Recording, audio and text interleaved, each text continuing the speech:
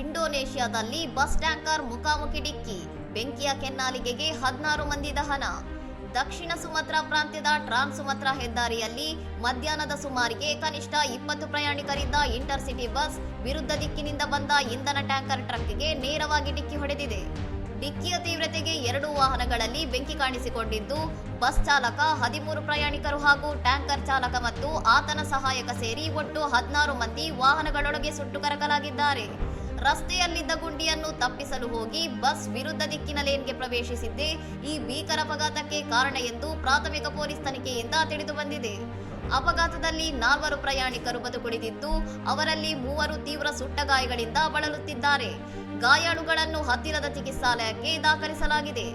ಮೃತದೇಹಗಳು ತೀವ್ರವಾಗಿ ಸುಟ್ಟು ಹೋಗಿರುವುದರಿಂದ ಗುರುತು ಪತ್ತೆ ಹಚ್ಚುವುದು ಕಷ್ಟವಾಗಿದ್ದು, ವಿಧಿವಿಜ್ಞಾನ ತಂಡಗಳು ಡಿಎನ್ಎ ಪರೀಕ್ಷೆ ಸೇರಿದಂತೆ ವಿವಿಧ ಹಂತಗಳಲ್ಲಿ ತನಿಖೆ ಮುಂದುವರಿಸಿವೆ.